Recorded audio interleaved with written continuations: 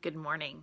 It is my joy to welcome you to a time of worship with Baldwin First United Methodist Church. This is not what you're used to seeing on a Sunday morning. We have had to make some adjustments today in order to accommodate a number of things.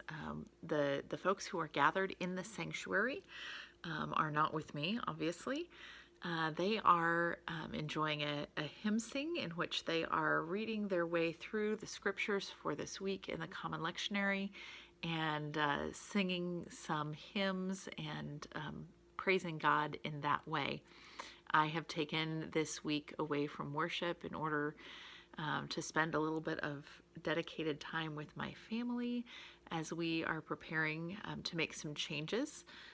I will be adding a second church next week. I will begin as the pastor at Ives United Methodist Church in Baldwin City alongside my appointment to First. And Ross has said goodbye to the good people of Centenary UMC in Lawrence and is ready to begin his time with the people of Edgerton.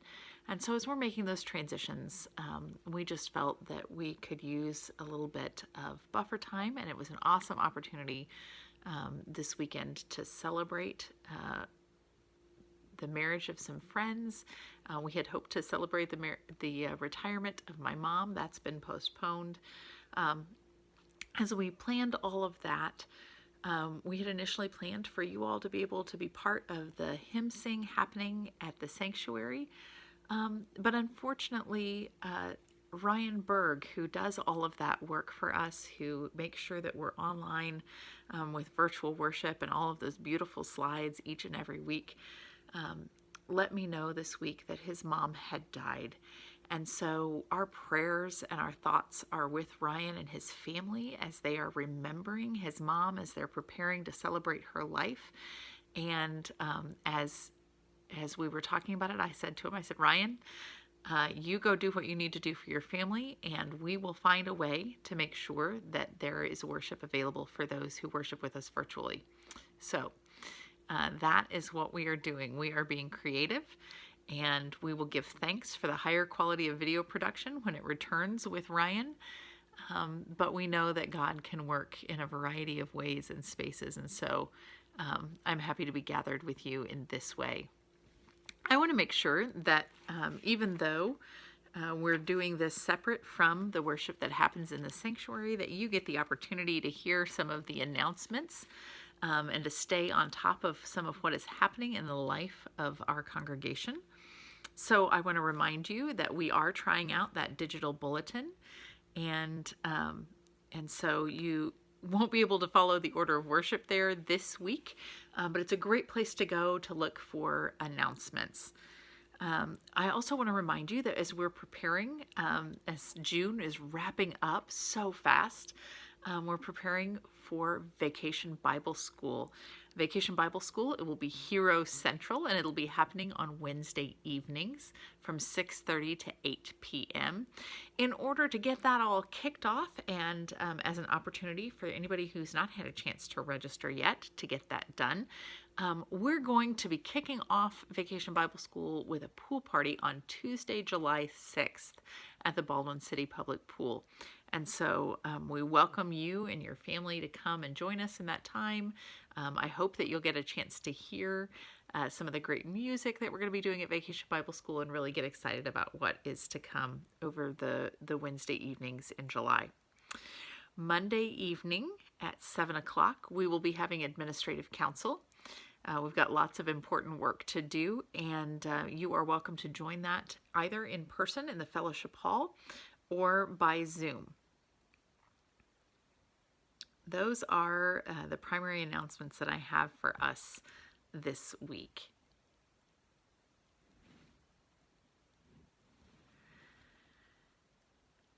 So let's take a moment to center ourselves, having sort of wrapped our minds around the different way that worship's happening this week, having talked about the announcements and the things that are going to be going on in the life of our church.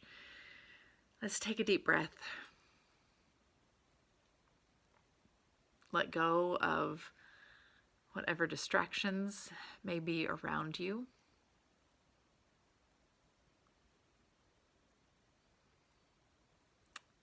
And let us pray.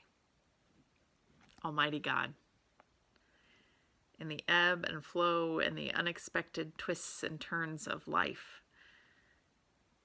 you are with us. We give you thanks for all the ways in which you guide us, keep us, hold us up, and move us forward. As we enter this time of worship, Lord, we lift our hearts to you. Grant us the courage to be open and honest with you and with ourselves, so that we might have the experience of being fully known, fully loved, fully redeemed. Amen. Our scripture this week comes from 2 Samuel, chapter 1, verse 1, and then verses 17 through 27. After the death of Saul, when David had returned from defeating the Amalekites, David remained 2 days in Ziklag. David intoned his lamentation over Saul and his son Jonathan. He ordered that the song of the bow be taught to the people of Judah. It is written in the book of Jashar. He said, "Your glory, O Israel, lies slain upon your high places. How the mighty have fallen. Tell it not in Gath, proclaim it not in the streets of Ashkelon, or the daughters of the Philistines will rejoice, the daughters of the uncircumcised will exult. You mountains of Gilboa, let there be no dew or rain upon you, nor bounteous fields. For there the shield of the mighty was defiled, the shield of Saul anointed with oil no more. From the blood of the slain, from the fat of the mighty, the bow of Jonathan did not turn back, nor the sword of Saul return empty. Saul and Jonathan, beloved and lovely. In life and in death they were not divided. They were swifter than eagles. They were stronger than lions. O daughters of Israel, weep over Saul, who clothed you in crimson, in luxury, who put ornaments of gold on your apparel. How the mighty have fallen in the midst of the battle. Jonathan lies slain upon your high places. I am distressed for you, my brother. My brother Jonathan, greatly beloved you were to me. Your love to me was wonderful, passing the love of women. How the mighty have fallen, and the weapons of war perished. May God add his blessing to the reading of this word. I want to share with you these some commentary thoughts on this text by Amy Oden, who teaches at St. Paul School of Theology in Oklahoma City. Before I do, though, I want to invite you, especially those of you who worship regularly online, to take advantage of this format, to take advantage of the fact that you can pause, can gather some supplies. And what I would really love for you to do is to gather something to write with. What we're going to do is sort of form an intercessory prayer of lamentation together. Not because we need to be like focused and centered on our griefs, but because the way to gratitude is through our griefs. The ways in which we are able to acknowledge the resurrection is, in fact, by facing death, by taking a full and honest look at our losses, in order that we can allow God to be God in the midst of all of it. And so we're going to do this together, sort of gathering up and naming some of the losses that we've experienced in this time.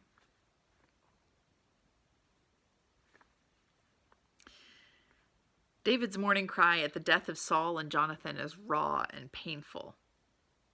As Christians, we're not well schooled in lament.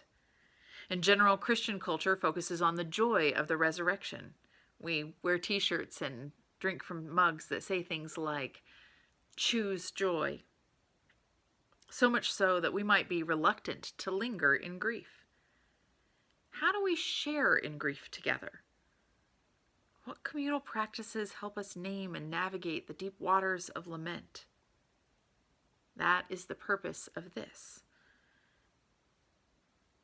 To allow ourselves time and space to name our experience of the pandemic, of violence against people of color, of mass casualties and loss, and the ways that these have revealed our gaps in common life. We focus on grief and its place in the life of faith. David didn't just quietly grieve in a corner. The text tells us that he intoned his lamentation. He sang his loss out loud. He did not shy away from naming the loss in detail. David's lament is an opportunity to pause and name our losses. First and foremost, we've lost loved ones. In the United States, over 600,000 people have died of COVID alone. That doesn't name all the others who've died of so many other causes, many of them alone or with only the hands of a nurse, unaccompanied by family and friends who were not allowed into the hospital rooms. Many after long isolations. And then our grief is compounded by delayed funerals, by isolation in our loss, the absence of common rituals to express and mark the passing of our loved ones. Their absence weighs heavily in our lives. And even with those still living, we've lost connection to loved ones. We couldn't visit or hug or stay in literal touch. And some of our relationships weakened. We keenly feel the increasing remoteness of friends, of coworkers, of family members. We felt the loss of support systems and social networks. Young mothers have brought babies home and felt utterly and completely alone in their new role, their new responsibility, and even their new joys.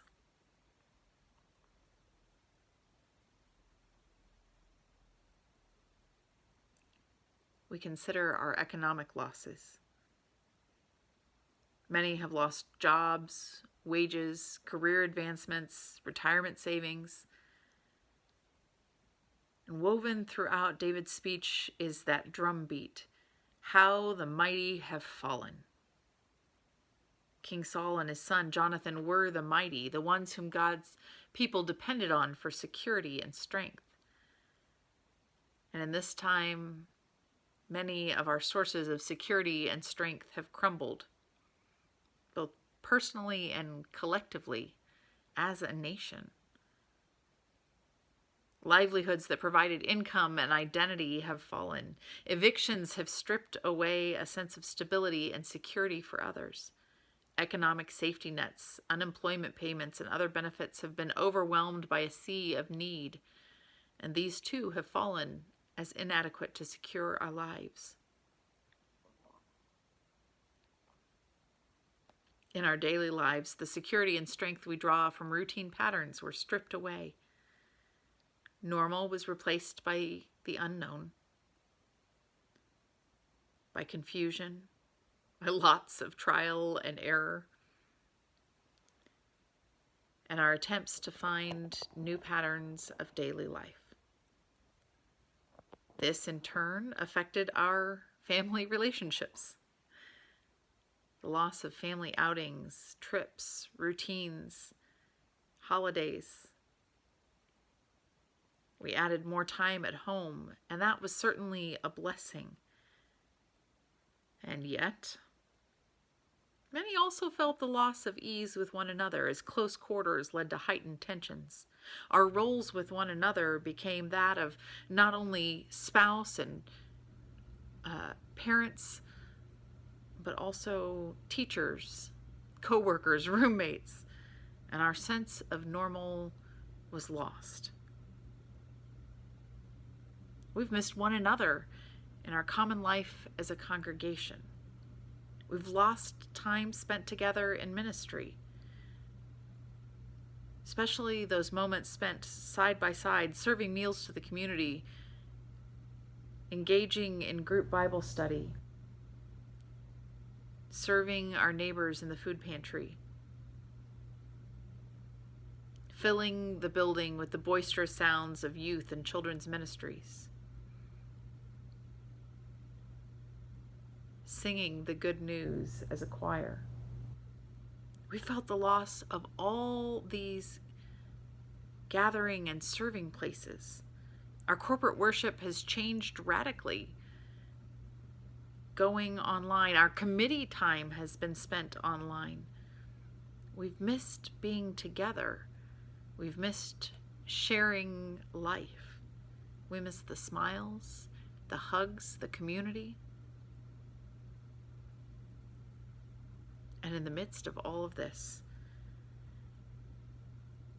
we've been called to recognize the lack of progress towards racial justice as the depths of racism have been laid bare again and again. The evidence of white supremacy and white privilege are undeniable in the face of bodies of color beaten and murdered.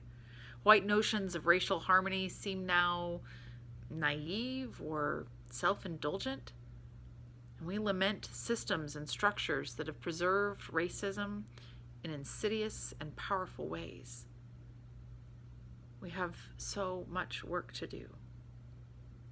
And we lament how much of it could have been done earlier. How much we might have moved ourselves and our country forward.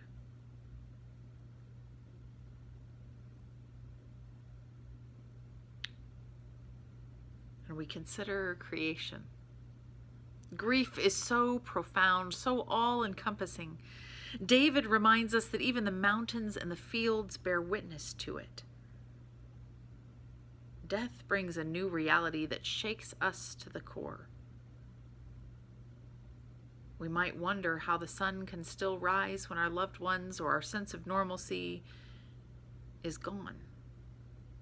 These verses recognize that all creation, not just people, share in this interruption of life. And we pause and consider how creation grieves in solidarity with us.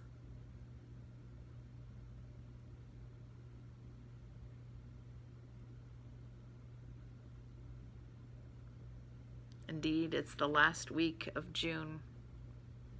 And so many United Methodist churches all across the connection, like Baldwin First, are in a space between Sunday.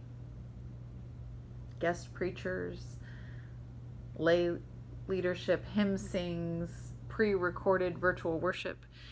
These are all ways that worship happens, even in the in-between times. Ross and I feel incredibly fortunate that this particular time, we're not making the kind of transition that requires a lot of goodbyes, though we certainly will hold space in our hearts for the people of Centenary. But we remember that there are clergy families all over the connection whose lives have been literally turned upside down and put into cardboard boxes, and all sorts of things have happened as they try to make those transitions to new communities. We remember that there are churches all over the connection who have said goodbye to their pastors. We remember that even though this transition does not require a goodbye of Baldwin First, that Ives Chapel has said goodbye, and that a part of them is grieving as they send Linda forward with their blessings into retirement. And so we hold space. We leave room for the way that change brings grief, even when we have high hopes for what the change can bring. Because it's only after fully plumbing the depths of grief that we can also name another truth underlying this passage. David understands that new life will emerge. Saul's death makes way for the next new season in Israel's life. That reality in no way lessens the loss. And yet it's important to squarely face the necessity of endings in order to have beginnings. Saul's death opens the way for a time of turning for God's people. A new united kingdom will flourish under David and his dynasty. I invite you especially to consider how this time of change, the saying goodbye of Ives to their pastor Linda, the changes that are happening at Baldwin First in order to accommodate becoming a 2-point charge, how these things may bring grief and also open the doors for God to do a new thing. I feel as though I'm terribly repetitive, reminding again and again that ours is a theology of both and. A God who is big enough to hold us even as we feel both grief and hope. A God who's big enough to show us how it is that we can grieve what was and look forward to what will be. Because that's the kind of faith that allows us to stand in the liminal time, the time between, the not yet. It's scary stuff. It's hard stuff. It feels vulnerable to allow ourselves to feel what my household calls big feelings. And yet, it's the big feelings. It's pushing through the big feelings. It's allowing God to have those big feelings that brings us to the big joys. The overwhelming, fill you up kinds of joys. I believe that that kind of joy is ahead for us. I believe that God intends good for us. And I believe that God created us with the capacity for sorrow, for grief, for lament. If you have written down some of the things that you are lamenting, some of the things that you're grieving, some of the things that you are holding space to feel, I hope you'll come back to it a number of times over the coming week, reading them over and handing them back to God again and again, remembering that David sang his grief aloud because he trusted in God. And out of that grief, out of those losses, out of the very things that broke David's heart, God brought the people of Israel into one of their greatest moments of glory, of unity, of prosperity, of life. It was what comes after this grief that the next several hundred years of Israelites would long for, would remember with nostalgia and hope, would try to return to. And so I invite you to pray your lament with your whole heart. Lift up those who are deep in the work of grief. Join them. Sing alongside them. And then, when your song of grief has ended, listen closely for the voice of the one who speaks life and hope. And give thanks to God. Amen. It is part of our work as the body of Christ, as the people gathered in God's name, to pray with one another. I would invite you to join me, to lift your hearts to God in prayer. Let's pray. God, we have so many reasons to lament.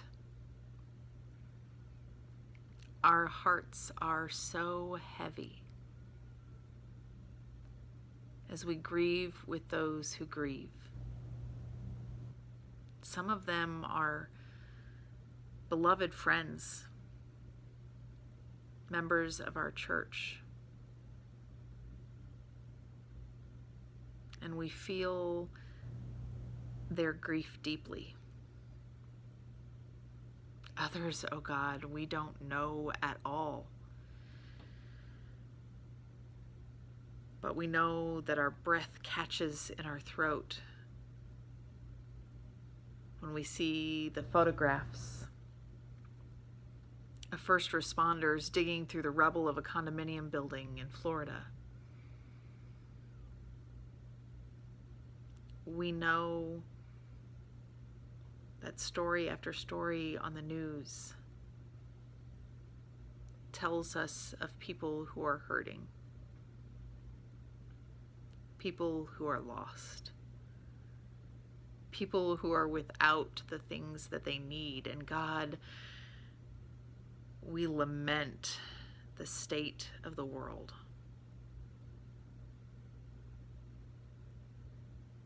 We pray, oh God, that you would hear our lament, that you would intervene in life-giving ways, not just for us, oh God, but for all your beloved children. And we recognize, oh God, that sometimes the ways that you will intervene will happen in our hearts. That you will intervene to make us more generous, that you will intervene to drive us to become peacemakers, that you will intervene to grow us into the compassionate people you would have us to be. And if we're totally honest, God, that scares us a little bit. And so we pray for your courage, that you would fill us with your peace and your power to go about living like those who have glimpsed the kingdom of God.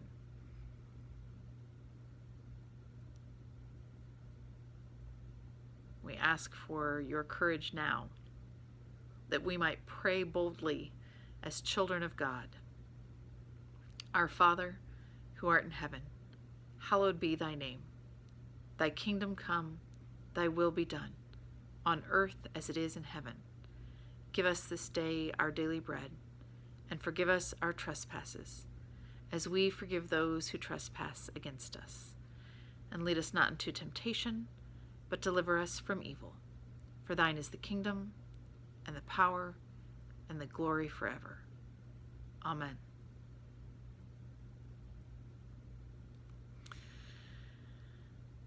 I want to send you forth from this time with a blessing. May you remember that there is no emotion you could experience that God did not create for you to have. May you remember that God came in the form of Jesus Christ, that every part of human existence might be redeemed. And may you remember that God has given us the gift of the Holy Spirit to dwell in us and abide with us, so that we are never alone. Go into the world to spread the good news, to share the love of Christ, and to live as those who have glimpsed the kingdom. In the name of the Father, and of the Son, and of the Holy Spirit. Amen.